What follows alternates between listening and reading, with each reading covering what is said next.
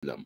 এবং আমরা বলতে চাচ্ছিলাম যে আপনার আশেপাশে যারা আপনাকে কুমন্ত্রণা দিচ্ছে, যারা আপনাকে ইনক্লুসিভ ইলেকশনের কথা বলছে, যারা পুনরায় আওয়ামী লীগকে ফিরিয়ে আনার কথা বলছে, সেই জায়গাগুলো থেকে আপনি আপনার জায়গাটা রাখেন। কারণ আপনি কি মনে করেন যে ওয়াকার সাহেব যদি ইনক্লুসিভ ইলেকশনের নামে আওয়ামী লীগকে পুনর্বাসন করে ওয়াকার সাহেবের গলা থেকে ফাঁসির রশি ছড়বে?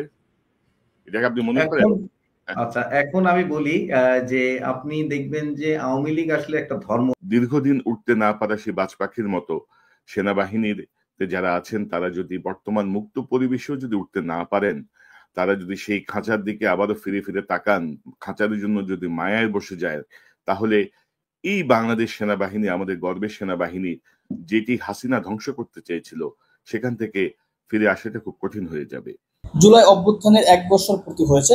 তো ১ বছর পূর্তিতে অনেক কিছু ঘটে গিয়েছে। তার মধ্যে সবচেয়ে দুঃখজনক যেটা ঘটেছে সেটা হচ্ছে এই জুলাই অভ্যুত্থানের একজন সাবেক সেনা সদস্য, জুলাই অভ্যুত্থানে যিনি ভূমিকা রেখেছেন, এই সেনা সদস্যকে পুরস্কার হিসাবে তাকে সেনা সদর থেকে, ক্যান্টনমেন্ট থেকে অবাঞ্ছিত ঘোষণা করা হয়েছে। অর্থাৎ তিনি সেনা সদরে কোনো ক্যান্টনমেন্টে ঢুকতে পারবেন না। সেনাবাহিনীর যে হসপিটাল রয়েছেন সেই হসপিটালে তিনি চিকিৎসা নিতে পারবেন না। তাকে অবাঞ্ছিত ঘোষণা করা হয়েছে। তো কারা করেছে, কেন করেছে, তো সেনাবাহিনীর ভিতরে আসলে কারা আছে, এই বিষয়গুলো নিয়ে সাবেক সেনা সদস্য এবং সাংবাদিক কনক স্যারও আলোচনা করেছেন।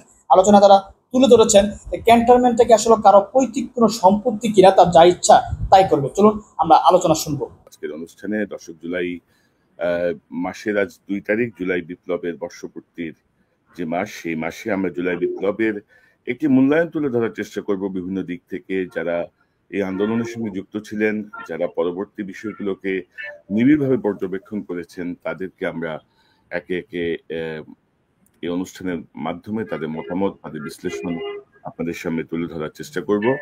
তো দর্শক, আজকে শিরোনাম দেখে বুঝতে পারছেন, সেনাবাহিনীর অবসরপ্রাপ্ত মেজর মোহাম্মদ জামাল হায়দার, যিনি নিজেকে মূলত ফেসবুক এবং সোশ্যাল মিডিয়ায় ফ্রিল্যান্স জাতীয়তাবাদী এবং হার্ডকোর বাংলাদেশি হিসেবে পরিচয় দেন, যিনি জুলাই বিপ্লবের সাথে যিনি ওতপ্রোতভাবে যুক্ত ছিলেন, মেজর মোহাম্মদ জামাল হায়দার, আপনাকে স্বাগত জানাচ্ছি আজকের অনুষ্ঠানে।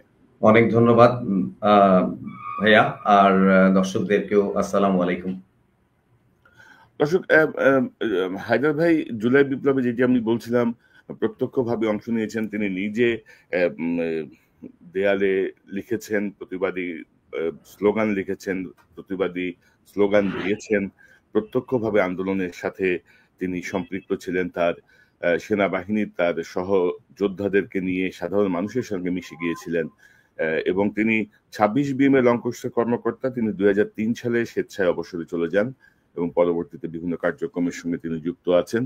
তো আমি যদি হায়দার ভাই আপনার কাছে যদি একটু জানতে চাই, এই যে জুলাই বিপ্লবে আমাদের সেনাবাহিনীর ভূমিকা অবিস্মরণীয়। সেনাবাহিনী অন্তত আমি বলবো যে অগাস্টের 3 তারিখ থেকে, মানে 3 তারিখে যদি আমরা একটা টাইম সেট করি, 3 তারিখ থেকে তাদের মধ্যে একটি অর্ডার ডিজবে করার একটি মানে কি বলবো মানসিক অবস্থান তৈরি হয় যে না, আমরা আর গুলি করব না। গুলি তো আগে করেছে, মানে 3 তারিখের আগ পর্যন্ত বা 5 তারিখ সকালেও কেউ কেউ গুলি করেছে, কিন্তু মেজরিটি নিজেদেরকে গুটিয়ে নিয়েছে আসলে 3 তারিখ থেকে, 3রা আগস্ট 2024 থেকে। তো সেনাবাহিনীতে আপনার যে জুলাই বিপ্লবে সেনাবাহিনীর যে ভূমিকা, সেই ভূমিকা আপনি কিভাবে দেখেন? পাশাপাশি যেহেতু আর্মি চিফ ছিলেন জেনারেল ওয়াকার, ওয়াকারের ভূমিকা এবং সেনাবাহিনীর ভূমিকা মিলায় জুলাই বিপ্লবটাকে আপনি যদি একটু আপনার মতো করে একটু বলেন, আমরা একটু শুনতে চাই। ওকে, ধন্যবাদ। জুলাই বিপ্লব আমি যেভাবে দেখি, একটা ছোট আন্দোলন থেকে ধাবিত হওয়া একটা গণ আন্দোলন। আমরা আগে যখন খেয়াল করতাম যে মানে এই ফ্যাসিস্ট বা এই জগদ্দল পাথর বাংলাদেশের বুক থেকে কখন যাবে, তখন সবার মনেই আসতো যে এটা একটা টোটাল আপরাইজ হতে হবে, টোটাল।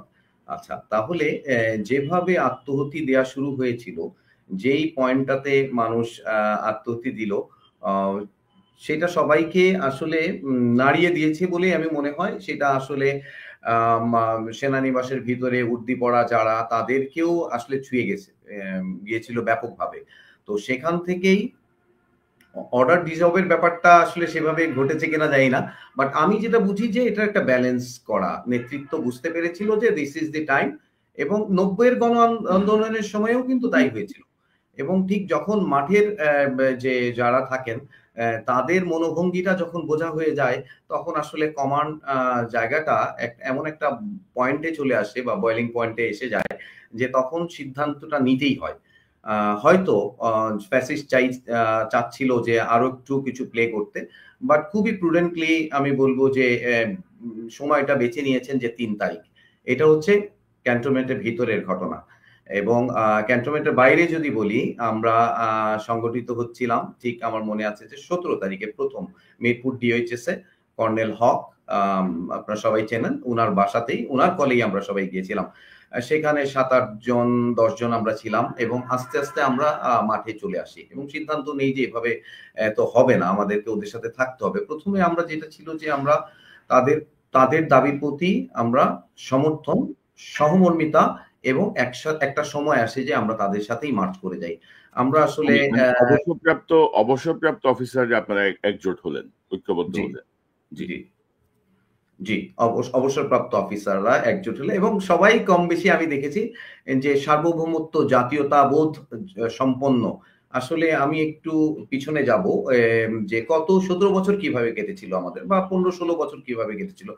ওই সময়টাতে আসলে আমাদের যে টোটাল নিয়ন্ত্রণ, মনের নিয়ন্ত্রণ এবং ট্রিপল যদি বলি যে জিনিসটা, যে এক ধরনের বিকলাঙ্গতা, মানসিক বিকলাঙ্গতা ভর করেছিল পুরা এই কমিউনিটিতে। এবং আমরা ইভেন বিডিআর এর যে 25 তারিখ ফেব্রুয়ারি আসলেও আমরা উচ্চারণ করতে চাইতাম না, হোয়াটসঅ্যাপ গ্রুপে আমরা আলোচনা করতাম না, এই ধরনের পর্যায়ে আমরা ছিলাম সত্যিকার অর্থে। এবং এই আলোচনা করলে বেশিরভাগ সময় কোর্স গ্রুপে, ইন্টিমেট গ্রুপগুলোতে বলতো যে প্লিজ এই রাজনৈতিক আলোচনাটা না করলে ভালো হয়। আসলে এটা তো রাজনৈতিক আলোচনা না, এটা দেশের আলোচনা এবং সেটা তো সার্বভৌমত্বের কল এবং সেটা তো ফৌজি আলোচনা করবে, কি আলোচনা করবে। কিন্তু এটা কিন্তু ডিক্লাইন। আমি ছাড়া হয়তো ওই 15 জন, আমরা যারা 10-15 জন হাতে গোনা মানুষ ছিলাম যারা ফেসবুকে লেখার, মানে তাও ক্লোজ গ্রুপে লেখার সাহস করতাম। তার মানে কতটা কন্ট্রোল করা হয়ে গিয়েছিল অলরেডি। সো সেই প্রেক্ষাপটে আমি ছাড়া বাকি সবাই তাদের বন্ধু, মানে কোর্সমেটকে আমরা বলি সোলমেটদের গ্রুপ থেকে আউট, মানে তাদেরকেও তারা সহ্য করতে পারে না, উপস্থিতিও সহ্য করে না। তো তাহলে বুঝতে হবে যে ব্যাপারটা কি, তারা তো কোনো দাগি আসামি না, কোনো ধরনের আমি বলবো যে ফৌজদারি বা রাষ্ট্রদ্রোহী কোনো কাজের সাথে না, শুধুমাত্র বিডিআর হত্যাকাণ্ডের একটু আলোচনা, শুধু সুযোগ, সেটাও করার সুযোগ ছিল না। তো সেই প্রেক্ষাপট থেকে হক স্যার প্রথম কল দিলেন, ওখানে আমরা বুঝতে পারলাম আমি জামাল হায়দার একা না, আমার মতো অ্যাটলিস্ট 8টা-10টা মানুষ আছে। 17 তারিখে আমরা প্রথম মিটিং করি, তার আগের দিন মুগ্ধ মারা যায়। 19 তারিখে যখন ছাত্রাবাসগুলো বন্ধ করে দেওয়া হয়, এমআইএসটি বিওপির ছেলের ছাত্রছাত্রীরা ব্যাগেজ সহ মিরপুর ডিওএইচএস এর গেটের যানবাহনের জন্য অপেক্ষা করছিল। তখন স্থানীয় সংসদ এবং পুলিশ একযোগে তাদেরকে আক্রমণ করে বসে এবং এই নিরীহ বাচ্চাগুলা যে দৌড়াদৌড়ি করছিল, কাতরাচ্ছিল, সেটা আমাদের কমিউনিটিটা দেখে। সেখান থেকেই সবকিছু শুরু। এবং আমি বলবো মিরপুর ডিওএইচএস এই জুলাই আন্দোলনে বড় একটা কৃতিত্বের দাবিদার। এটা অসম্ভব কাজ করেছে তারা। 2 তারিখে ওই মিছিলটাতে আমিও ছিলাম। বাংলাদেশের সংরক্ষিত এলাকায় সেনানিবাসে মিছিল হয়েছে, এটা কেউ কখনো দেখে নাই। সেটা পরের দিন সকাল থেকে মাইকিং হয়েছে। 3 তারিখে সেই মিছিলটা 2 গুণ না 2.5 গুণ বা 3 গুণ হয়েছে। আমি ভিডিও আছে, 6 মিনিট ধরে মিছিলটা গিয়েছে, ভর্তি মানুষের মিছিল। এবং সেই মিছিলটা একেবারে অন্যরকম। সেটা বাংলাদেশে যা মিছিল দেখেন সেই মিছিল না। সেই মিছিলটাতে ছিল ছোট ছোট বাচ্চা, শুধু ছিল না, একজন মহিলা বৃষ্টির মধ্যে 2 বাচ্চাকে ধরে নিয়ে যাচ্ছে এবং ওই ধরনের জিনিস। এবং আমি দেখেছি, নিজের চোখে দেখা এবং ভিডিও আছে, যে অফিসার গেমস থেকে আসছে বিকাল বেলা, তার ছেলে যেহেতু মিছিল করছে সেও সাথে যাচ্ছে। আমি জিজ্ঞেস করলাম কি ব্যাপার, তুমি যাচ্ছ কেন, তুমি কিভাবে এখানে আসলা? বলে স্যার ওকে একা ছাড়ার চেয়ে আমি সাথে থাকা ভালো না। এরকম, মানে আপনাকে পরিস্থিতিটা বুঝতে হবে। এবং একটা সময়ে প্রথম যে অফিসারটা এই মানে একাত্ম হয়ে মিডিয়ার সামনে চলে আসে, তার নাম হচ্ছে লেফটেন্যান্ট ফিরোজ ইফতেখার। তাকে আমরা নর্মালি বলি, ডাকি হুইসেল ব্লোয়ার। সে হাইকোর্টের ওখানে মার্চ ফর জাস্টিসে গিয়েছিল, আমারও যাওয়ার কথা ছিল, আমি যাইনি। তো ও গিয়েছিল প্রথম। তো আমি দেখলাম যে এটা এত অ্যাট্রাক্ট করেছে এবং ছাত্ররা এত প্রেস করেছে। পরে আমরা কিন্তু 3 তারিখে গেলাম, হাসান নাসির স্যারের নেতৃত্বে, হক স্যার ছিলেন, তারপরে হাসিন স্যার ছিলেন।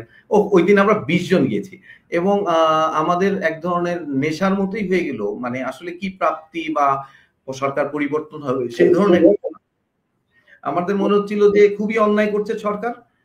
এবং আপনি দেখবেন যে আমার বক্তব্য ছিল যে আমি প্রথম দিন থেকেই বলেছি যে না, সার্বভৌমত্বের কলটাই হচ্ছে মেইন কল, এবং এই পুরো বিপ্লবটাকে বা আপনি অভ্যুত্থানটাকে আপনি অনেকভাবে চিত্রায়িত করতে পারবেন।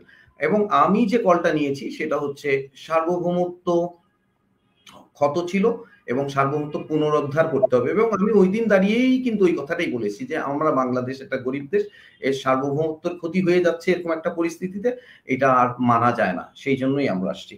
তো আমি আপনার কাছে সার্বভৌমত্ব বা পরবর্তী আপনাদের অর্জনটা নিয়ে আসবো। তো আমি একটু যদি জানি যে আপনি জুলাই পরবর্তী প্রায় 1 বছর তো হতে চললো আমাদের জুলাই বিপ্লবের। তো জুলাই বিপ্লবের 1 বছরে এই যে আপনার এই সার্বভৌমত্বের প্রসঙ্গটা যদি বলি, সেটা তো অনেক বিশাল আসপেক্ট। তো আমাদের মধ্যে কি পরিবর্তন, অর্থাৎ সেনাবাহিনীর এই যে অংশগ্রহণ, পরবর্তী সময় জেনারেল ওয়াকারের যে ভূমিকা, যেমন জেনারেল ওয়াকার তো আপনার কোম্পানি কমান্ডারও ছিলেন, আপনি যতটুকু বলছিলেন আমাকে, তো আপনার খুব ক্লোজ চাচে ছিলেন। তো জেনারেল ওয়াকারের ভূমিকাটাকে আপনি কিভাবে দেখেন, মানে আগের ভূমিকা, পরের ভূমিকা, আপনি যদি একটু যদি স্পষ্টভাবে আমাদের একটু বলেন, আমরা একটু বুঝতে সুবিধা হবে। ওকে, প্রথমত জেনারেল ওয়াকার ডেফিনেটলি একজন সৎ এবং ভালো অফিসার হিসেবে আমি দেখেছি। কোম্পানি কমান্ডার বলতে হচ্ছে আমরা একই প্যারেড ব্যাটালিয়নে জন্ম নিয়েছি, তো আমি ওনাকে চিনি। উনি 3 বার চাকরি করেছেন, আমি 6 বছর ওই একই ব্যাটালিয়নে ছিলাম, এবং কাকতালীয় ভাবে এক রাত মানে উনি আমার কোম্পানি কমান্ডার ছিলেন। পরে আমি অবশ্য হঠাৎ করে অন্য একটা কাজে যাই। যাই হোক, মানে উনি একজন খুবই সজ্জন মানুষ, এবং একেবারে আমরা যেটা শুনেছি সেকেন্ড লেফটেন্যান্ট থেকে উনি খুবই পরহেজগার, সেটাতে কোনো সমস্যা নাই। আপনি কার্যকরণ, উনি একটা নেতৃত্বে আছেন একটা সংগঠনের, এবং উনার কয়েনের ওই পিঠটা আমি দেখতে পাই না। আমি এই পিঠ থেকে শুধু বুঝার চেষ্টা করি যে উনার কোন কাজগুলো আমার সার্বভৌমত্বের জায়গাতে এক ধরনের হচ্ছে, মানে প্রশ্নের জায়গাতে চলে আসতেছে, সেগুলা আমি চিন্তা করব। যে একদিকে সেনা প্রধান, এটা একটা ইনস্টিটিউশন বলা হয়, বাট ইনস্টিটিউশন যে সেটার ওয়েটটা যিনি ধারণ করবেন তাকেই বুঝতে হবে। সো আমরা কতগুলো ঘটনা হয়তো আমাদেরকে কষ্টের মধ্যে ফেলে দেয়। আমরা যদি ফুল স্টপ, ইনক্লুসিভ নির্বাচন, নিবন্ধন, আওয়ামী লীগের নিবন্ধন মাতির ওই পয়েন্টগুলোতে নাও যাই, তাহলেও আমি আজকে 11তম মাসে এসে আমি তো মিলাবো যে আমি সার্বভৌমত্ব হত ছিল, আমি পার্সোনালি সার্বভৌমত্ব ছিল না, এখন সার্বভৌমত্ব কোথায় আছে। এখন ডেফিনেটলি কিছু কিছু জিনিস দিয়ে আমি বুঝতে চেষ্টা করব। সার্বভৌমত্বটা বাংলাদেশে নষ্ট করেছিল কে? একজন ফ্যাসিস্ট, এবং তিনি একদম সেবাদাসী হিসেবে বাংলাদেশের প্রধানমন্ত্রী বা বাংলাদেশের হত্যাকর্তা হিসেবে ছিলেন না, তিনি আরেকটা দেশের সেবাদাসী হিসেবে এখানে ছিলেন, এবং তিনি খুবই কৌশলে বাংলাদেশের 6টা বড় অপরাধ করেছিলেন। সেই 6টা বড় অপরাধের মধ্যে যদি আমি বলি, গণতন্ত্র হত্যা, ভোটাধিকার হরণ, রাষ্ট্রযন্ত্র নষ্ট করা, তারপরে লুটপাট করা, গুম খুন করা, ইসলামিস্টদেরকে এক ধরনের চাপে রাখা বা ধ্বংস করা, আর হচ্ছে সার্বভৌমত্ব। এখন আমরা সবাই মাঠে নেমেছিলাম, এবং সবচেয়ে ক্ষতিকর কাজটা হয়েছিল সার্বভৌমত্ব নষ্ট হয়েছিল। আমার একটা গরিব, মানে আমি বলবো যে একটা মানে 20 কোটি মানুষের দেশ, তার সার্বভৌমত্বটা নষ্ট হয়েছিল। এখন এই সার্বভৌমত্বটা রক্ষা করেন হচ্ছে আমাদের সামরিক বাহিনী। এই তো কাজ। আমরা বাংলাদেশের ট্যাক্স গুলো দেই, এই মানুষগুলোকে আমরা রাখি আমাদের সার্বভৌমত্বকে গার্ড করার জন্য। এবং সেই জায়গাটাতে গত 11 মাস কি হয়েছে, সেই 11 মাসে আমি যদি বলি, সেই 11 মাসে কি তারা কোনো এক্সারসাইজ করেছেন যে কেন একটা বাহিনী দীর্ঘ 15-16 বছর ব্যক্তিকে, দলকে এবং অন্য কোনো মানে শত্রু পক্ষকে সুবিধা দিয়ে গেছে বা তাদেরকে সার্ভ করেছে বলে মনে হয়েছে পারসেপশন। সো সেটা থেকে বের হওয়ার জন্য কোনো এক্সারসাইজ করেছে, কোন ধরনের অনুশীলন কেন করেছে, এই প্রশ্নটা কি জানতে চেয়েছে? আমরা দেখি নাই। এবং এটা তো একটা রোগ ছিল, তাই না? সেই রোগটা থেকে বের হয়ে আসার কোনো চেষ্টা ছিল, সেই চেষ্টাটার নাম হচ্ছে রিফর্ম। সেই চেষ্টাটার কি কারণে, কি কৌশলে, কি জাদু বলে একটা বাহিনীকে, যেই বাহিনীটাকে রাখা হয় দেশের সার্বভৌমত্বকে প্রোটেক্ট করার জন্য, সেখানে আর একটা মানুষকে, এই জেনারেল তারেক সিদ্দিকীর নেতৃত্বে মানে পুরো বাহিনীটাকে এক ধরনের ট্রিপল করে নিয়ে তারপরে শত্রু দেশের হয়ে কাজ, মানে সেবা করার মতো একটা পারসেপশনে চলে গেছে। তো এই গত 11 মাসে তো সেরকম কিছু আমরা দেখি নাই, আসলে দেখার সুযোগ পাইনি। তারপরে মনে করেন যে যেই লোকগুলো একেবারে চিহ্নিতভাবে বাংলাদেশকে ধ্বংস করেছে, বাংলাদেশ সেনাবাহিনীর কালচারটাকে নষ্ট করেছে, যেমন তারেক সিদ্দিকী, তারপরে মনে করেন আমি একজনের নাম খুব ভাবে বলবো, জেনারেল ফজলে এলাহি, জেনারেল আকবর, মোল্লা ফজলে আকবর। এই ভদ্রলোক এখনো বনানী ডিওএইচএস এর প্রেসিডেন্ট। এটা একটা কলঙ্ক, এটা একটা লজ্জা। এই ভদ্রলোক 7 দিন, তার চাকরি শেষ হওয়ার 7 দিন আগে ডিজিএফআই তে যান এবং তারপরেই কিন্তু বিডিআর কিলিংটা হয়। বলা হয়ে থাকে তিনি সিঙ্গাপুরে গিয়ে জয়ের সাথে মিটিং করেছিলেন এই পুরো প্যাকেজটা করার জন্য। এবং তারটা তো খুবই, আমরা যা চাকরি, আমি তো চাকরি করি নাই, আমি শুনেছি, এন্ড দেন যারা চাকরি করেছে তারা এটা খুবই ভালো জানেন। হাসিনুর রহমান উনি পরিষ্কার ভাবে বলেছেন যে উনার মাধ্যমেই উনাকে অফার দেওয়া হয়েছে যে ইয়ের জন্য কাজ করার জন্য, মানে শত্রু দেশের জন্য কাজ করার জন্য। সো এই অভিযোগগুলো আসছে, এগুলো কি অ্যাড্রেস করা হয়েছে? আচ্ছা, তারপরে মনে করেন যেগুলো একেবারে মার্কা মারা লোক, যারা এখানে হয়তো আমাদের কমিউনিটিটা ওইভাবে রাইজ আপ করে না, ভয়েস করে না, তাদের ডিগনিটিটা ওইভাবেই চিন্তা করে যে আমি একটু ভদ্রভাবে থাকি। কিন্তু সত্যিকার অর্থে যারা চাকরি করেছেন তারা কিন্তু জানে, 10 জন, 15 জন, 20 জন, 100 জন লোকের নাম জানে, তারা একেবারে ফ্যাসিস্টের গুম খুনের সিস্টেমের সাথে জড়িত, টাকা পয়সা চুরি না। সো তাদেরকে তো বের করার কোনো কাজ আমরা দেখি নাই, তারা মানে সেই জিনিসটা হয় নাই। বরং এখন যেটা আসলো যে এখন যিনি 2009 থেকে প্রুভেন বাংলাদেশি পক্ষের লোক, সার্বভৌমত্বের পক্ষের একজন জোরদার সৈনিক, তাকে পিএনজি করা হয়েছে। কোনো দোষ তো বলেন নাই, না বললে পারে তো মানুষ ইজিলি ভুল বোঝার জায়গা আছে। দোষ যেহেতু বলেন নাই, উল্লেখ করেন নাই, উনি কি চুরি করেছেন, উনি কি বাংলাদেশের রাষ্ট্রবিরোধী কাজ করেছেন, সেটা জনগণকে জানতে হবে। যেহেতু জনগণের পারসেপশন হচ্ছে এই ভদ্রলোক জুলাই বিপ্লবের একজন অন্যতম শক্তিশালী যোদ্ধা, এই ভদ্রলোক হাসিনাকে একমাত্র লোক যিনি চোখে চোখ রেখে বলেছেন নো, বিডিআর এটা চলবে না, বিডিআর আপনি যেভাবে ইনকোয়ারি করতে যাচ্ছেন সেটা চলবে না, উনাকে তো জাতীয় পুরস্কার দেওয়া হচ্ছে। প্রবলেমটা যেটা হয়ে গেছে সেটা হচ্ছে জুলাই বিপ্লবের ওনারশিপটা কার, আর এই সরকারের ওনারশিপটা কার। সরকার তো এগুলো দেখা দরকার ছিল, এই মানুষগুলোকে তো সরকার যন্ত্রের মধ্যে রাখলেই তো আলটিমেটলি যে সার্বভৌমত্ব রক্ষার যে যন্ত্রটা, তাকে সঠিক স্টেপে নিতে পারতেন। দেন হচ্ছে নির্যাতিত, আমি বলবো না যে বঞ্চিত অফিসার, একটা গল্প আছে 300-400 অফিসার, বাট নির্যাতিত অফিসার তো ছিল অনেক। নির্যাতিত মানে মনে করেন যে তাপসের যে বোমের মামলা, তো এইটা আজকে 11 মাস হয়ে গেছে, ওই অফিসার গুলোর তো জান খারাপ হয়ে গেছে। 5 জন অফিসার, ওরা হচ্ছে সবচেয়ে সাহসী অফিসার, ওরা সবগুলো 4 জনই কমান্ডো এবং এগুলো ব্রেভার্ট যাদেরকে আমরা শুনি সিনেমাতে, দিস 5 আর রিয়েল ব্রেভার্ট। সো তাদেরকে অত্যাচার করেছেন 16 বছর, ছাত্র জনতার রক্তে আমরা আবার সার্বভৌমত্বটা ফেরত পাইলাম। তাহলে প্রথমে ওইটা অ্যাড্রেস করা দরকার ছিল। আপনি যদি না করেন, হোয়াট মেসেজ আই গেট? আমি হয়তো কিছু বলছি না, আমি এতদিন বলিও নাই, কিন্তু মেসেজটা কি? তারপরে হচ্ছে হাসিন স্যারের গল্পটা, উনি বরখাস্ত, উনি 2 বার বীর প্রতীক, উনি বরখাস্ত, জাতির কাছে উত্তরটা কি দিবে? একটা বাহিনী উত্তরটা কি দিবে? যে উনার উত্তর দিতে হবে না, উনি বরখাস্ত না কি, উনি তো ডাইরেক্টলি সবার সামনে বলতেছেন। তাহলে আপনি উত্তরটা দেন, এটা তো একটা সমাধান হইতে হবে। তাইলে কি সরকারও এটা ওনারশিপ নাই? সরকার এই ঘটনার ওনারশিপ নিবে না? উনি একজন বীর প্রতীক 2 বার, উনি বাংলাদেশের জন্য একজন ড্রেস করা মানুষ, তাকে গুম করা হয়েছে এবং এবং এবং সেটার বিচার আপনি করেন নাই যখন, তখন তো আপনিও পচে যাচ্ছেন। এটা কেউ ধরে রাখতে পারবে না। আমি আজকে জেনারেল ওয়াকার সেনাপ্রধান হিসেবে অথবা সেনাবাহিনীকে আমি বলি চাই না বলি, ঘটনাগুলো তো এটা সেট। মেজর জাকির, তারপরে মনে করেন যে একজন অফিসার জাহিদ, মেজর জাহিদ, ওনাকে 16টা গুলি করা হয়েছে হাত করা অবস্থায়। তাহলে এটা তো বাহিনীর একটা সংগঠনের দায়িত্ব এটা বের করা। এখন তো নাই, আপনার উপরে তো ঝান্ডাটা নাই, উনি যিনি বলবেন সেই মানুষটা নাই, তার যন্ত্র নাই, তাহলে আপনি স্বপ্নদৈনিক করছেন না কেন? আপনাকে কেন ক্লেম করতে হবে? একজনকে কেন ক্লেম করতে হবে যে আমি এরকম ছিলাম? তারপরে আমাকে বিদেশে বসে বলতে হবে কেন? বাংলাদেশে বললে সমস্যা কোথায়?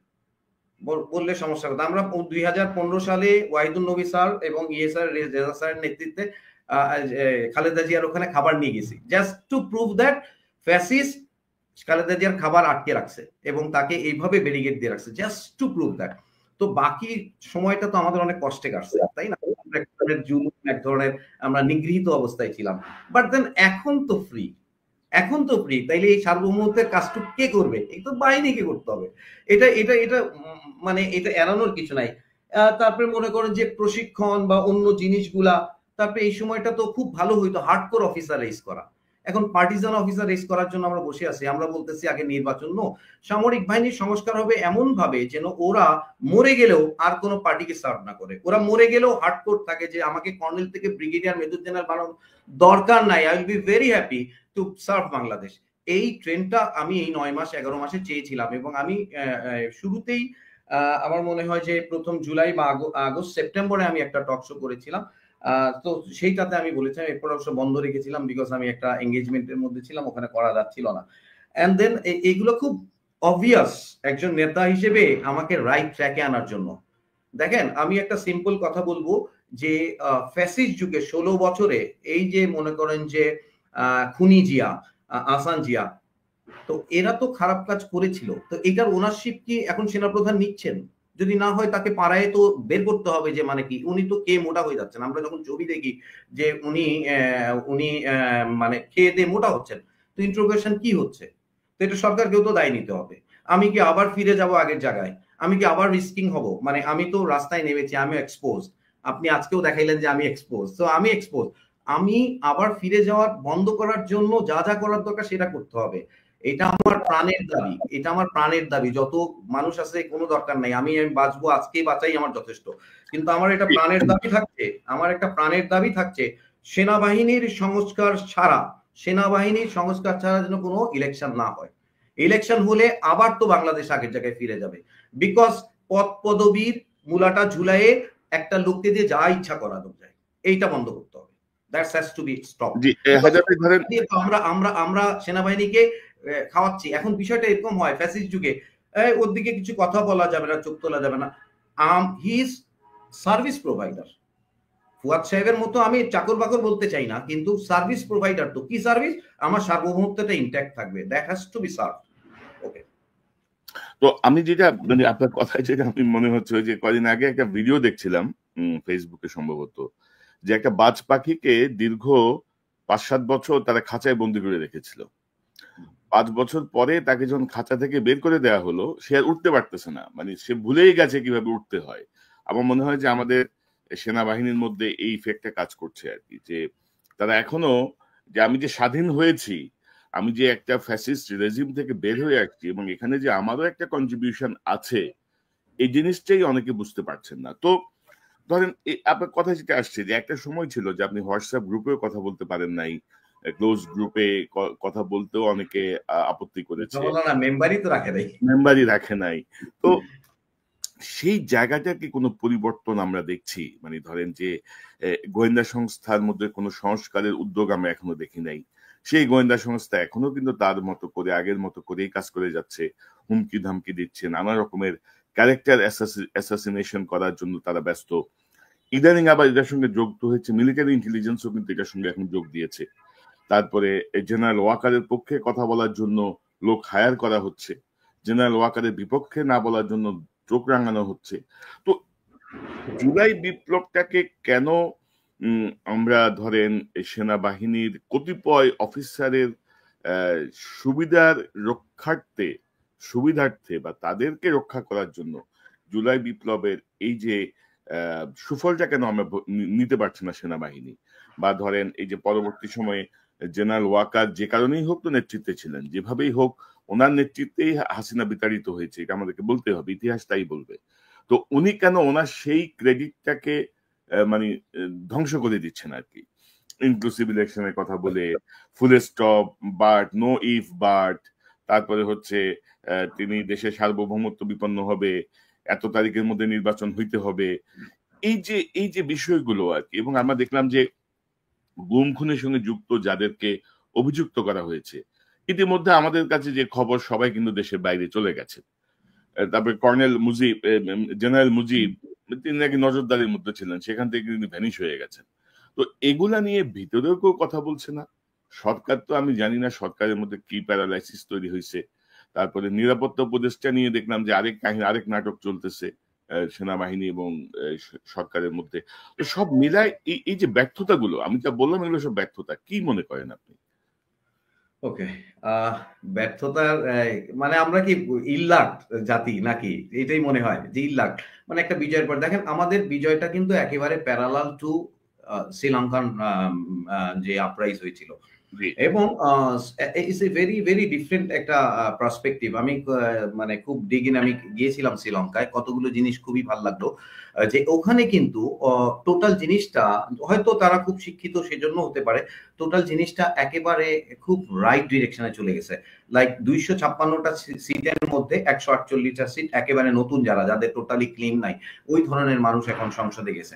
তো আমি ইনকোয়ারি করছিলাম how it has happen, what military played the role. Military একেবারেই খুব স্যাটিসফ্যাক্টরি, ওদের মানুষের খুব স্যাটিসফ্যাকশনের সাথে রোলটা প্লে করেছে। হ্যাঁ, বাংলাদেশ মিলিটারিও অল দি টাইম, বাংলাদেশ মিলিটারিও স্যাটিসফ্যাকশনের সাথে, বাট এই ক্রুশিয়াল টাইমটাতে যেই কার্যক্রমগুলো করা হয়েছে সেগুলো আসলে এক ধরনের হতাশার জন্ম দিয়েছে এবং এটা অনেক ক্লিয়ার হয়ে গেছে যে সরকার এবং military may not be in the synchronisation, এটা বোঝা গেছে। সো এইটার ফলে আমি একটা ডায়লগ সবসময় বলছি, যেটা প্রথম দিন থেকেই বলি, যে আমাদের বিপ্লবের ঢেউটা জাহাঙ্গীর গেটে যদি এসে থেমে না যেত তাহলে রক্তস্নাত এই আন্দোলনের সুফল বাংলাদেশের সবাই পেত।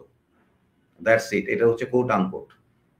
কেন আমি বলি যে আমরা যখন শত্রুকে আক্রমণ করি তখন একটা জায়গার নাম হচ্ছে এফইউপি, যেখান থেকে আমরা সংগঠিত হয়ে বেয়োনেট খুলে শত্রুর বাংকারের দিকে চলে যাই, হাঁটতে থাকি, গুলি খাই, সামনে যাই এবং একটা সময় শত্রু বাংকারের উপরে চলে যাই, শত্রু বাংকার থেকে শত্রু বের হয়ে যায়, তার সাথে বেয়োনেট ফাইট করি। এই জায়গাটার সিস্টেমটা হচ্ছে মপিং আপ। ওই সময়টাতে অনেক শত্রু অন্য জায়গায় স্থান নেয়, আমাদের এই ঘটনাটা তাই। জাহাঙ্গীর গেটে এসে বিপ্লবটা থেমে গেছিল, সোজা কথা। মানে আমরা কোনোভাবেই দেখেন যারা বিপ্লব করেছিল আমরা 20-25 না, ওই দিন রাস্তায় অনেকেই ছিলাম, তো সেখান থেকে যদি এই মানে সরকারের সিস্টেমে মানুষ হইতো তাইলে আর এত ঝামেলা হইতো না। কারণ তাহলে ওনারা বুঝতেন যে কিভাবে মিলিটারিকে হ্যান্ডেল করা উচিত বা করা যাইতো। কারণ আমি আর একটা কথা আপনাকে বলেছি যে আমি মুদ্রার অপর পিঠটা দেখতে পাচ্ছি না এবং জেনারেল ওয়াকারের চ্যালেঞ্জটা আমি বুঝতে পারছি না। আসলে চ্যালেঞ্জটা হয়তো উনি একা সামলাচ্ছেন বা সামথিং এট দি ব্যাক রয়ে যাচ্ছে, যেটাকে এখন আমরা শুনতে পাই। উনি কয়েক জায়গায় এক্সপ্রেসও করেছেন যে উনি সিনিয়র জেনারেলদের কাছ থেকে মানে পরামর্শ নেন। আমরা জানতাম উনি নেন এবং ভালো অফিসারদেরকে উনি ডেকে পরামর্শ নিয়েছেন। এটা হচ্ছে শুরুর দিকে 3-4 মাস নিয়েছেন, পরে হয়তো ওনাদেরকে করেন নাই, সিনিয়র দেখে নিচ্ছেন। এখন তাদের থেকে নিচ্ছেন আমি জানি না। সার্বভৌম, আমি এখন বাইনারিতে চলি, সার্বভৌমত্বের পক্ষের না বিপক্ষের? সিম্পল, সার্বভৌমত্বের পক্ষের হইলে হার্ডকোর অফিসার রেইজ করতে হবে এবং এখনই this is the time.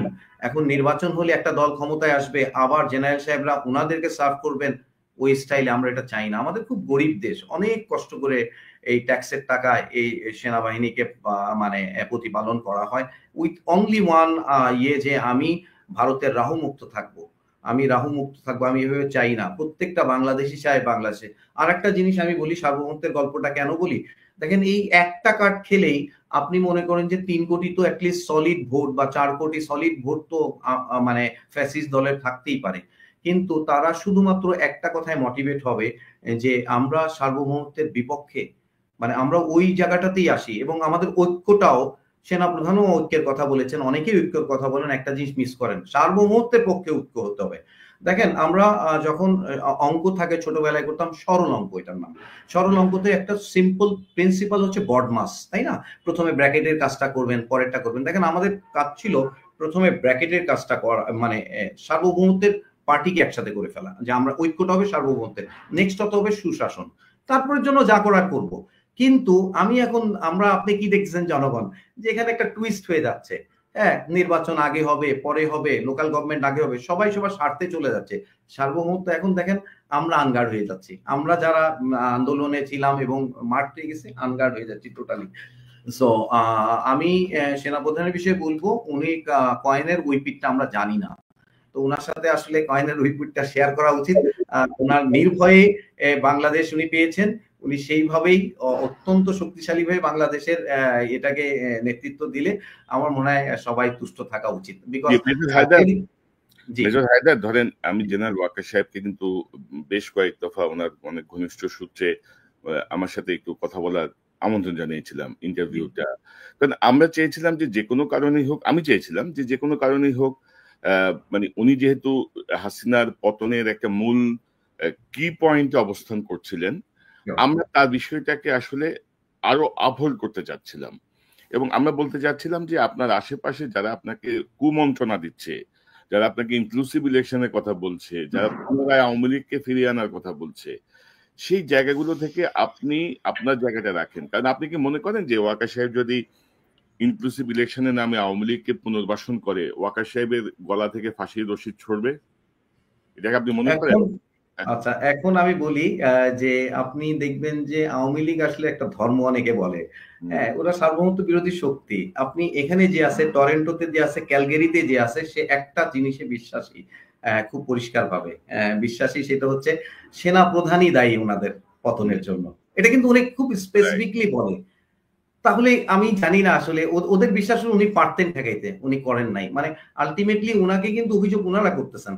But আমরা মনে করি যে এখন মানে ওনার কাছে টোটাল বল, উনি চাইলেই এটাকে সংগঠিত করতেই পারেন, এবং যারা একেবারে জড়িত তাদেরকে এরকম না যে কেউ অভিযোগ দিলে ওনাকে ধরতে হবে। উনি তো বাহিনীর মধ্যেই ছিলেন এবং উনি জানেন যে মানে কে কোথায় কি ইনভলভ, তাদেরকে অবশ্যই চোখের দেখায় তো পানিশ সিস্টেমটা আনতে হবে, কিছু তো করার নাই। এটা না করলে আসলে আত্মবিশ্বাসটা আসবে না আমাদের।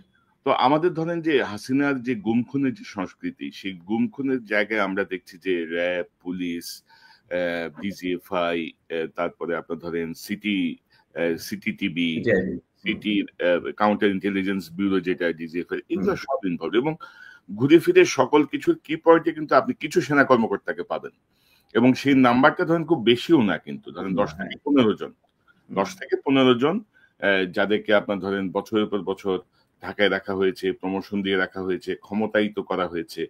তো এই গুম খুনের বিচারের বাধাটা কোথায়? মানে ধরেন আপনার সেনাবাহিনীর মতো একটা গৌরবোজ্জ্বল যে সেনাবাহিনী আমাদের, সেই সেনাবাহিনীর ভূমিকাকে যারা ম্লান করলো, এই 15-20 জন ধরেন, তাদের বিচারের বাধাটা কোথায়? কেন এই গত 11 মাসে প্রায় 1 বছরে এই জায়গাতে আমরা দেখছি যে কিছু অংশ আমাদের মানে বিডিআর এর অফিসারদেরকে যখন হত্যা করা হয়েছে, তখন কিন্তু তারা এই মানে ব্রাদার ইন আর্মস এর এই ফিলিংসটা তারা ফিল করে নাই।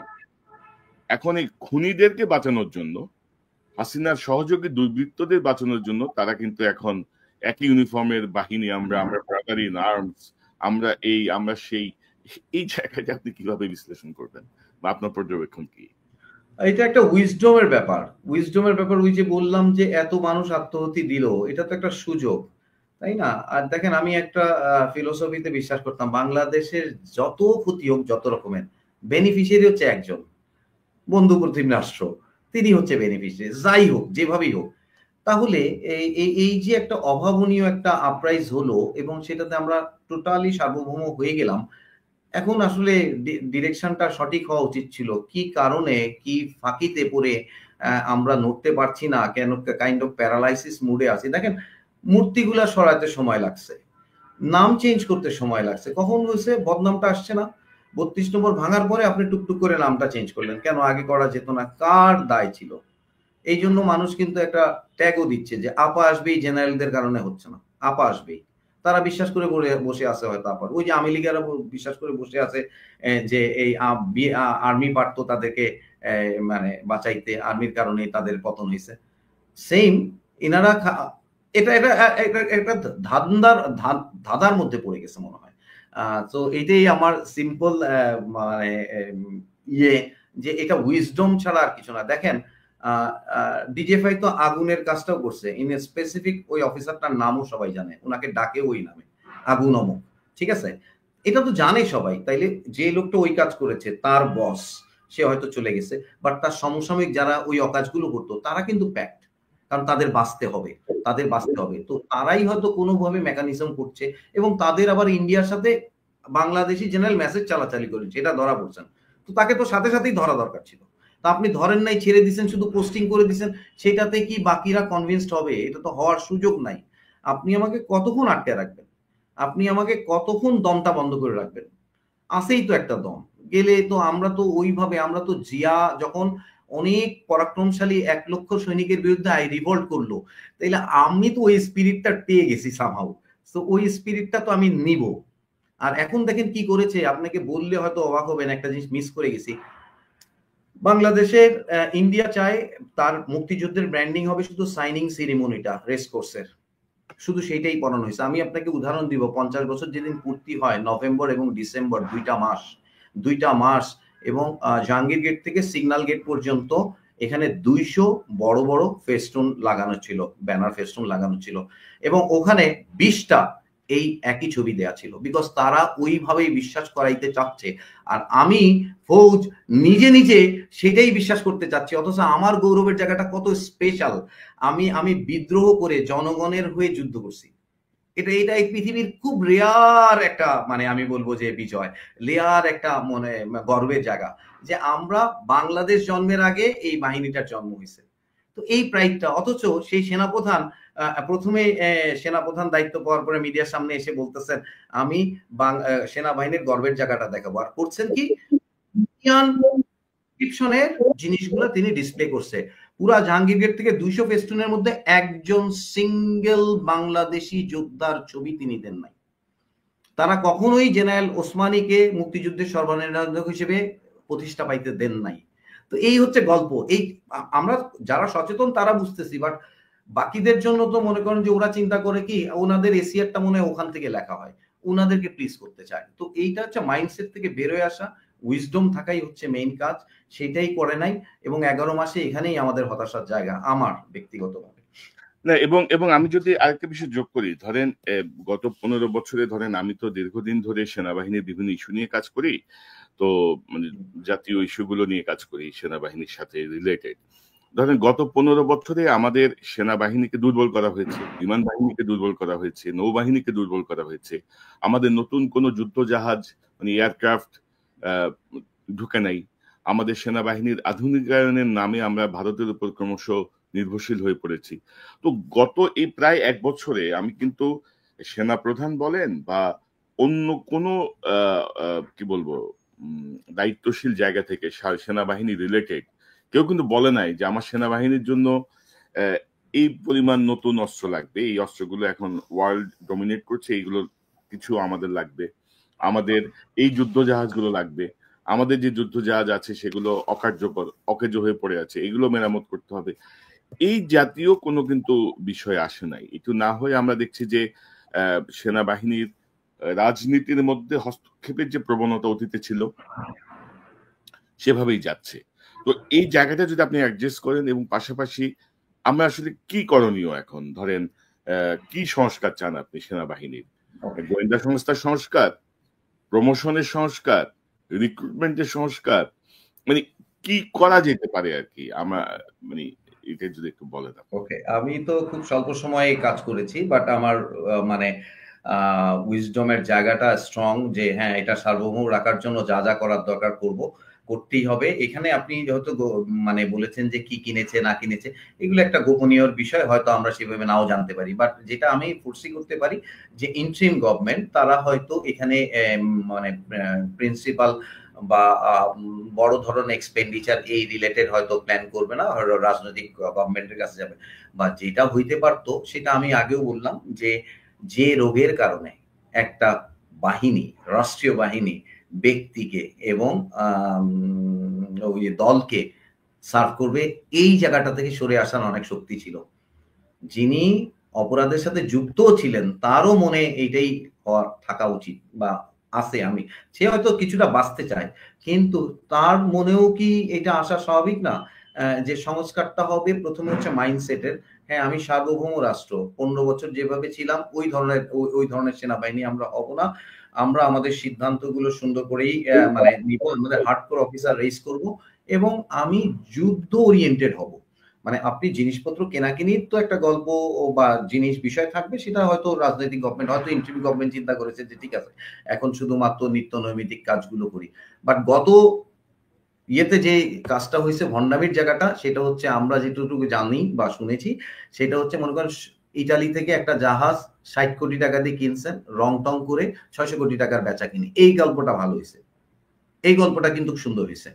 এখন অ্যামুনিশন কেনা, প্র্যাকটিস করা, এই জিনিসগুলা কতটুকু হয়েছে, এটা হয়তো ওই যে যারা বিজ্ঞজন হাসান নাসির স্যারদের মতো, হাসিন স্যারদের মতো মানুষরা যদি সিস্টেমে থাকতেন, তাহলে কিন্তু ওনারা চেক অ্যান্ড ব্যালেন্সটা করতে পারতেন। এখন কি হয়েছে, সেনাবাহিনী অ্যাজ ইফ, আমি আগেও বলতাম, সামন্ত এবং উপনিবেশিক। সামন্ত সেনাবাহিনীর কালচারটা হয় ভেরি ডিফারেন্ট, সেখানে সেনাপতিদেরকে আমরা বাই করতে পারলেই কাজ হয়ে যায়। আর উপনিবেশিক সেনাবাহিনীটা হচ্ছে আমাদেরকে যা করলে আপনি খুশি হবেন, উপনিবেশ খুশি থাকবে সেইভাবে। তো এই যে কালচার, এই সিস্টেমটা থেকে আমাকে বের হইতে হবে, এবং অবশ্যই এটা কোনো সলিউশনই নাই, আমাদেরকে হার্ডকোর বাংলাদেশি অফিসার রেস করতে হবে। যিনি কর্নেল থাকবেন, জেনারেল হইতেও চাবেন না, কম্প্রোমাইজ করে। That is the thing.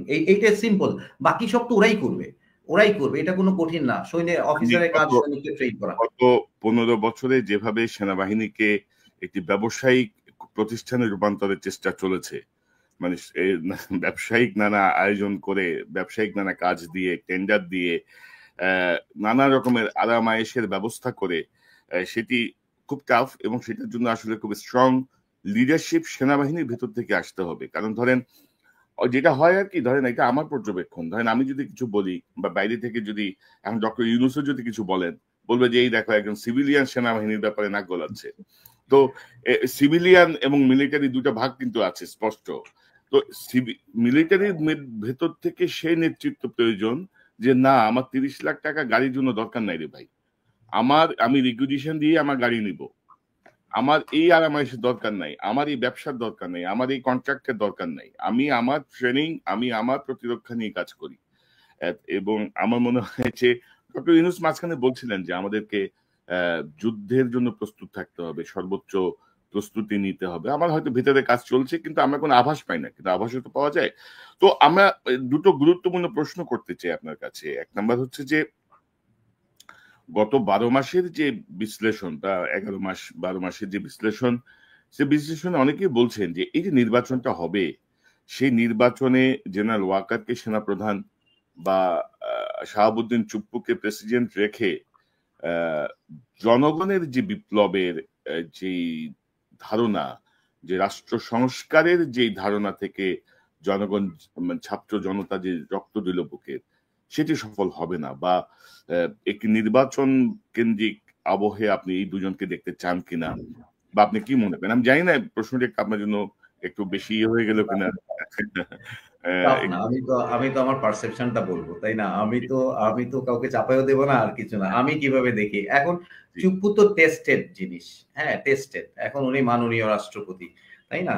মহামান্য রাষ্ট্রপতি, হ্যাঁ আমাদের সাংবিধানিক ভাবে। এখন সংবিধানটাই তো হইলে তো তাহলে ফ্যাসিস্টেও তো হাসিনাই প্রধানমন্ত্রী। সংবিধানটাই যদি থাকে তাহলে তো উনি প্রধানমন্ত্রী। তো আমি যেটা মনে করি যে মানে উনি সঠিক মানুষ না, উনাকে তো মানে অনেক কষ্টি পাথর দিয়ে জাজ করে উনাকে ওই জায়গায় যিনি নিয়োগ করেছেন তিনি এনেছেন। তো যিনি নিয়োগ করেছেন তাকেই আমরা বার করে দিচ্ছি, আর উনি কিভাবে থাকেন, ওটা থাকার তো কোনো সুযোগ নাই। আর সেনাপ্রধান একেবারে ডিফারেন্ট জিনিস। উনি যদি আমাদের বিপ্লবের সাথে, মানে এই জুলাই জাগরণের সাথে পক্ষে থাকেন, তাহলে সেটা কনসিডার করার জায়গা, কিন্তু সেটা তো প্রমাণ দিতে হবে, সেটা সেইভাবে আমি শেষ করব। বাট চুপ্পুর বিষয়ে আসলে কোনো সুযোগ নাই আসলে, কিভাবে সম্ভব?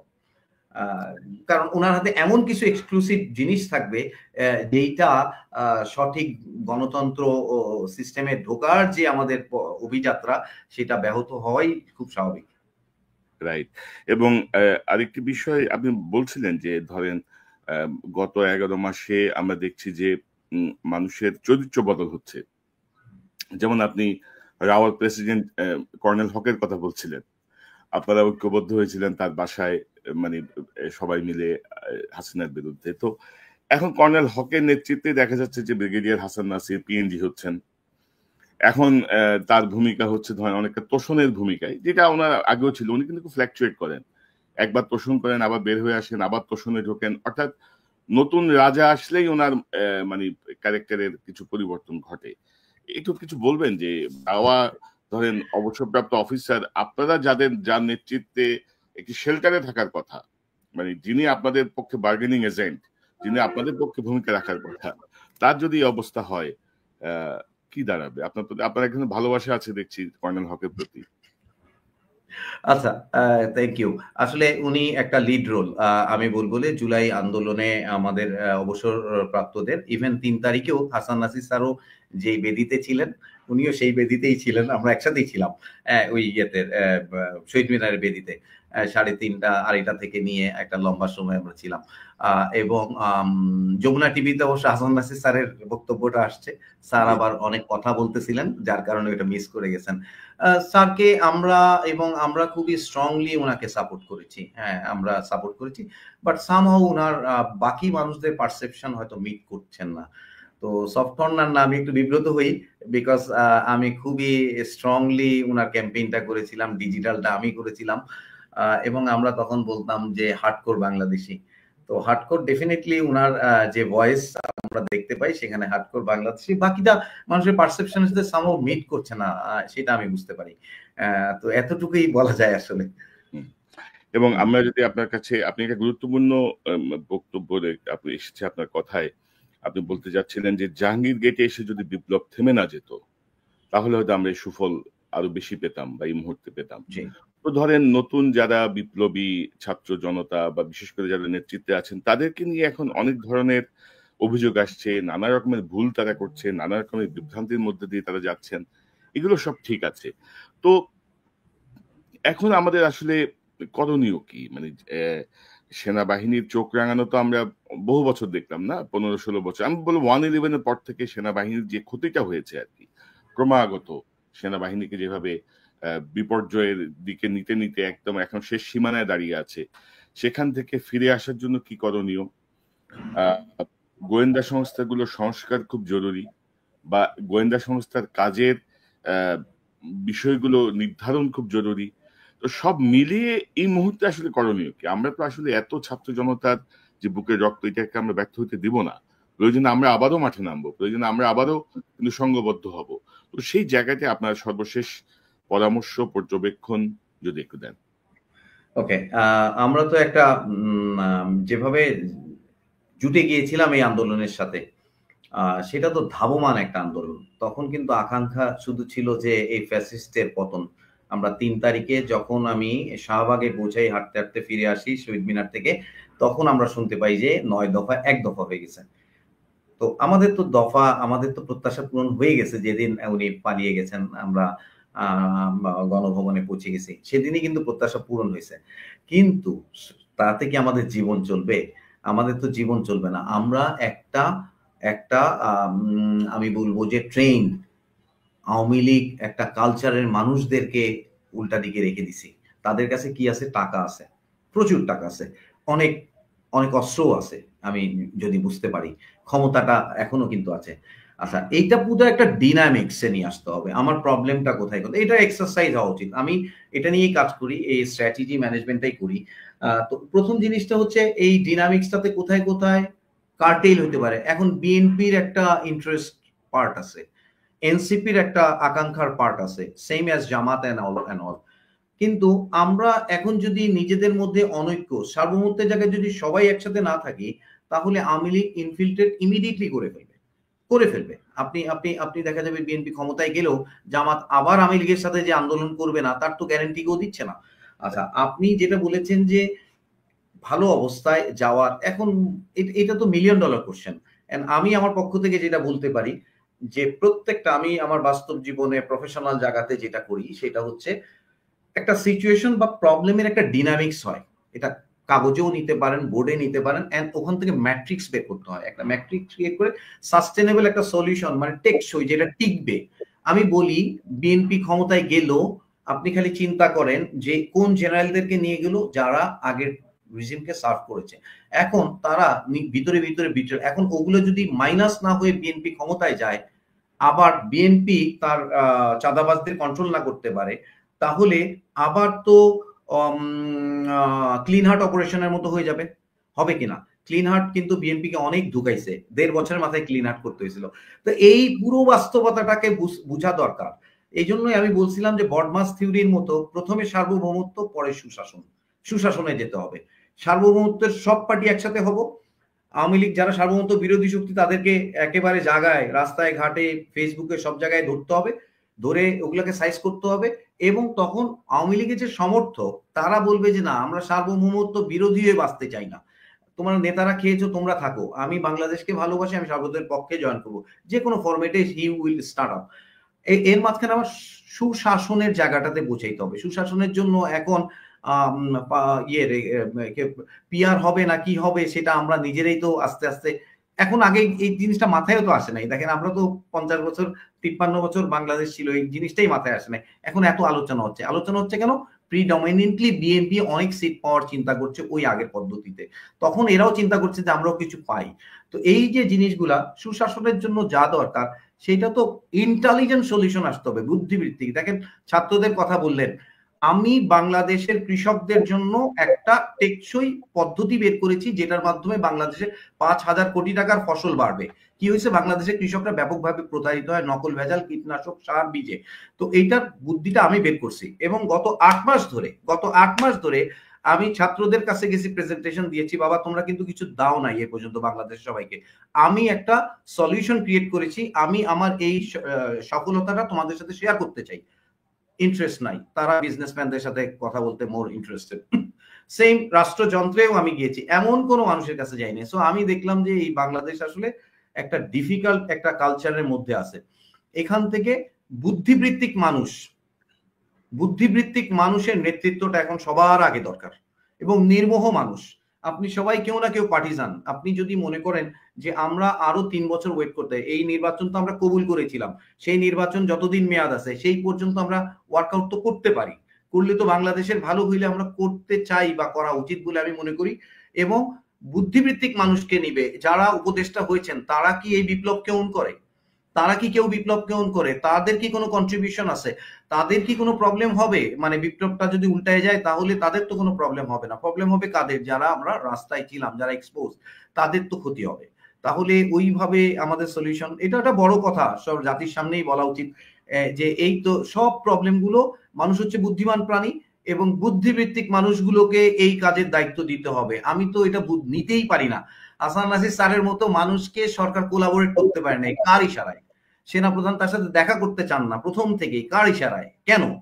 কেন উনি কি অপরাধ করছেন? আমি তো ওনার সাথে এখানে না, ইয়াংওয়ানে 4 বছর ওনার সাথে ছিলাম, আমি নিজে দেখেছি যে কেমনে করে রাত্রেবেলা ওনাকে গুম করতে, উনি একা তখন কিন্তু একটা চাকরি করে সিভিল, ওনাকে গুম করার জন্য উত্তরায় নিয়ে আসছে এবং আমি গিয়ে বাঁচিয়েছি।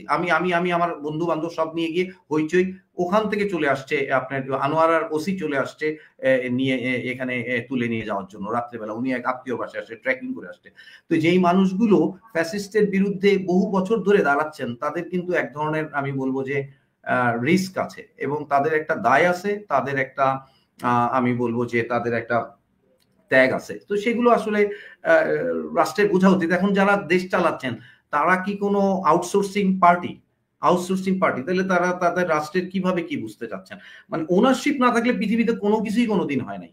তো ওনারশিপ সিস্টেমটা ইনস্টল করতে পারলে আমাদের সাকসেস ছিল। এখনো সময় আছে, আমি মনে করি এখনো সময় আছে। সেনাবাহিনী এমন আলাদা কিছু না, তারা আমাদের ভাই, আমাদের এবং আমি জানি যে সবাই ভালো, সবাই প্রফেশনাল এবং সবাই মুখিয়ে থাকে যে আমি কন্ট্রিবিউট করতে চাই। তো সেই জায়গাটাতে দুই একটা সিস্টেম প্রবলেম। এখন স্যারের আসলে কি হচ্ছে, কোথায় বাধা, এটা আসলে আমি আপনি আপনার কোম্পানি কমান্ডার, আপনার ওয়াকার স্যারের ব্যাপারে, কারণ ধরেন উনি কিন্তু ধরেন গুরুত্বপূর্ণ স্টেক কিন্তু না এই বিপ্লবী, একেবারে বাংলাদেশের স্টেক, বাংলাদেশের ফেটের স্টেক এবং ভবিষ্যতের স্টেক। এই বিপ্লব বা হাসিনাকে বিতাড়িত করার ক্ষেত্রে ওনার যে অবস্থানটা, যেভাবেই হোক যে অবস্থানটাই ছিল, এটা কিন্তু ধরেন যে এই গৌরবের জায়গাটা কিন্তু এখন ডুবতে ডুবতে গলা পর্যন্ত এসে ঠেকছে কিন্তু, মানে উনি কিন্তু ডুবে যাচ্ছে কিন্তু, মানে আশেপাশের লোকজন ওনাকে বোধহয় চেপে ধরে রাখছে চোরাবালির মধ্যে, উনি কিন্তু ডুবে যাচ্ছে কিন্তু। সেই জায়গাটা থেকে বের হয়ে আসার জন্য আপনার কোনো পরামর্শ আছে আপনার কোম্পানি কমান্ডারের? স্যার অনেক বিজ্ঞ মানুষ ডেফিনেটলি। দেন আমার মনে হয় যে এটা এখন আমরা তো বুঝি যে এটা যে ভবিষ্যৎ যে যারা নেতৃত্ব দিবেন, নেতৃত্বের জায়গা থেকে এই ম্যানেজমেন্টটা করতে হবে। চুপ্পুকে নিয়ে করার দরকার নাই, প্রধান উপদেষ্টা, তারপরে নিরাপত্তা উপদেষ্টা, এন্ড দেন আমি মনে করি যে বিএনপির নেতৃত্ব, বিএনপিতে ওখানেও কিন্তু একজন জেনারেল আছেন, উনিও খুব সম্মানিত জেনারেল ফজলে এলাহি আকবর, অত্যন্ত প্রফেশনাল, স্ট্র্যাটেজি ভালো বুঝেন। বসে এটা করতে হবে, উনাকে কি কি চ্যালেঞ্জ, কে কোথায় ইয়ে করতেছে। দেখেন আমরা তো এটা বুঝতে পারি যে স্যারের কাঁধের উপরে মুজিব এবং সাইফুল উনাদেরকে রেখে দিছিল, উনি ওই জায়গাটা থেকে ওই রিস্কে যে কোনো সময় চেঞ্জ করে ফেলারই মতো। আমিও তো বুঝতাম যে কোনো সময় চেঞ্জ করে দেবে যদি উনি ডানে থেকে বামে যায়। উনি যেভাবে যানটাকে সুন্দর করে নিয়ে নোংর করালেন, এটা অসাধারণ। 3 তারিখে উনি দেখেন এখানে চাণক্য ছিল, এটা আপনি যে যাই বলুক, এখানে দারুণ একটা চাণক্য ছিল।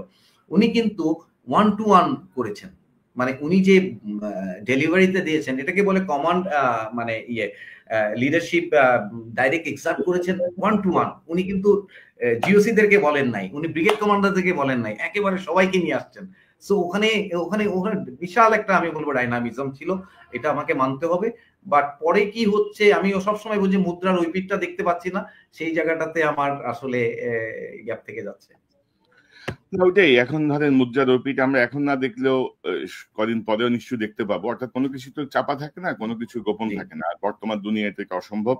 তো মেজর মোহাম্মদ জামাল হায়দার, আপনাকে অসংখ্য ধন্যবাদ আপনার মূল্যবান অংশগ্রহণের জন্য।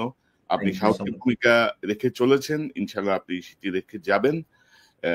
সেনাবাহিনীর সদস্য যারা, কর্মকর্তা যারা, সৈনিক যারা সেনাবাহিনীর ভেতরে থাকলেও তাদের যে ভূমিকা, বাইরে থাকলেও তাদের সে একই ভূমিকা, দেশের জন্য কাজ করা এবং দেশপ্রেমটাই মূল জায়গাটা।